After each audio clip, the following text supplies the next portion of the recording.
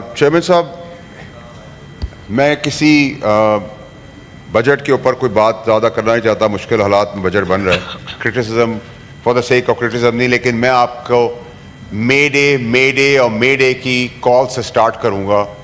शायद मैं रॉन्ग हूँ, अल्लाह करे मैं रॉन्ग हूँ, लेकिन मैं अलार्म कर रहा हूँ, हेड्स अप कर रहा हूँ, आपको अलर्ट कर रहा हूँ कि जो आने वाले दिनों के अंदर किसान के साथ होने जा रहा है, या क्लाइमेट चेंज से रिलेटेड चीज़ें होने जा रही हैं, या पॉलिसी से रिलेटेड चीज़ें होने जा रही हैं, उसके ऊपर हमें हेड्स अप और अलार्म और अलर्ट रहना बहुत ज़रूरी है।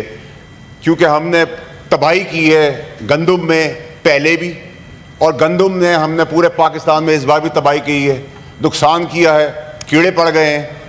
इसको इंश्योर करना बड़ा ज़रूरी हो गया है। नंबर 2 सर, ये कि जो इम्पोर्ट पॉलिसी है, जिस पे मैंने फाइनेंस कमेटी पे भी कोशिश की कि समझा सकूं कि इम्पोर्ट पॉलिसी को इतनी एहतियात से बनाएं कि डॉलर का इम्पैक्ट उसके अंदर है। मुझे खदशा ये है कि डॉलर अपवर्ड्स की तरफ स्लाइड होना शुरू कर दे, जिससे महंगाई बढ़ जाएगी, कर्जे बढ़ जाएंगे और मज़ीद मुश्किलात है, जिसको इदारों ने 2 साल बड़ी ज़बरदस्त तरीके से रोकी रखा। तीसरी चीज़ सर ये कि आइंदा आने वाला बजट में NFC को जब तक आप एड्रेस नहीं करेंगे, अगले बजट्स आपके लिए नामुमकिन हो जाएंगे। मैंने मे डे का वर्ड इसलिए यूज़ किया है कि हेड्स अप और अलार्म, किसान, इंपोर्ट पॉलिसी, पेट्रोलियम, ये सब इंटरलिंक्ड है और इसको असेस करना, अटेन करना और इसके ऊपर काम करना बहुत ज़रूरी है। आज के दिन जब मैं देख रहा हूँ सब चीज़ों के अंदर, वहाँ जहाँ सारी लोग कोशिश कर रहे हैं पाकिस्तान को आगे बढ़ाने की, वहाँ ये 3-4 चीज़ें जिनको अगेन एंड अगेन मैं चेयरमैन साहब की तवज्जो से एड्रेस कर रहा हूँ।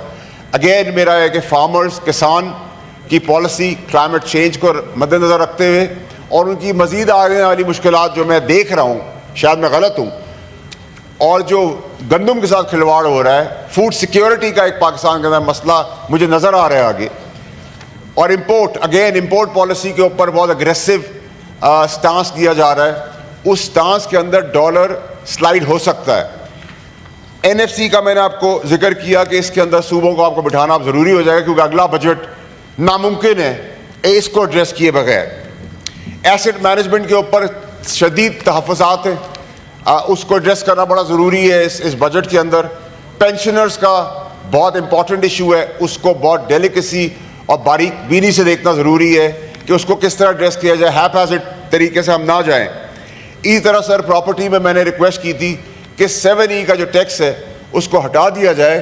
उसकी वजह से एक प्रेशर आया हुआ है प्रॉपर्टी के ऊपर।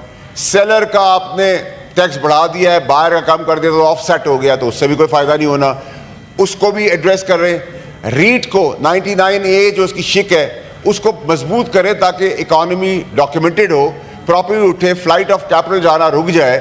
इन सब चीज़ों को कलेक्टिवली चेयरमैन साहब आपकी सरबराही में हमारी बड़ी इंपॉर्टेंट पोजीशन है जिसमें हमें करना है।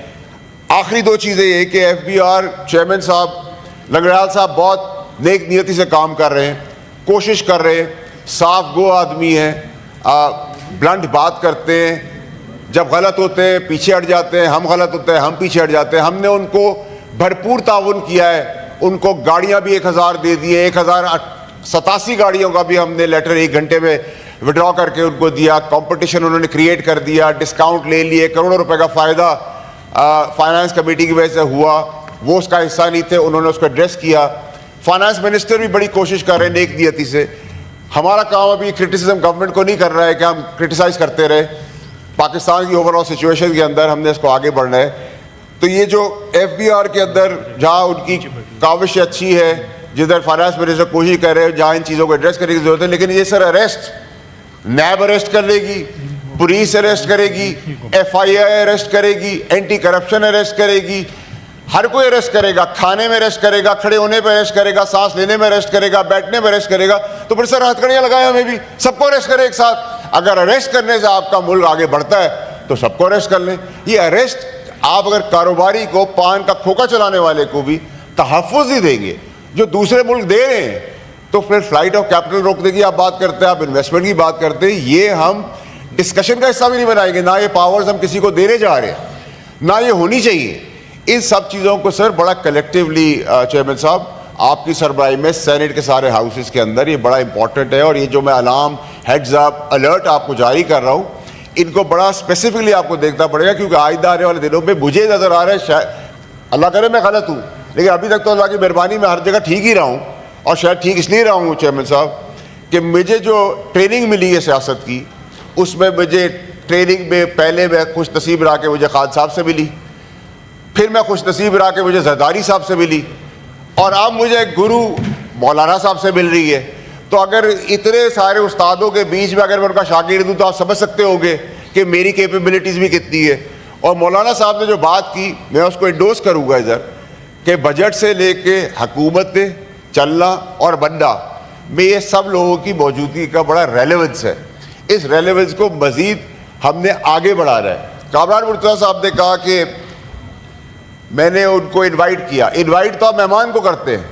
मैंने मौलाना साहब, जरदारी साहब, फॉर दैट मैटर खान साहब, मेरा घर कराची हो, इस्लामाबाद में हो, दुनिया के किसी कोने में हो, आप सबके लिए खुला है और खुला रहेगा, और मैं खड़ा रहूँगा हमेशा आप लोगों के साथ। जब गलत होगा तो डरूंगा नहीं, और जब ठीक होगा तो किसी की फिक्र नहीं करूँगा। तो मैं चेयरमैन साहब आपको एड्रेस करते हुए, आपका शुक्रिया अदा करते हुए आपसे रिक्वेस्ट करूँगा कि जिस चीज़ों पर मैंने हेड्स अप और अलार्म दिया है उसको प्लीज़ आप अगर अपने नोटिस में ले लेंगे और ये हाउस नोटिस में ले लेगा तो इसका इम्पैक्ट पाकिस्तान की फेवर में जाएगा। बहुत शुक्रिया आपका।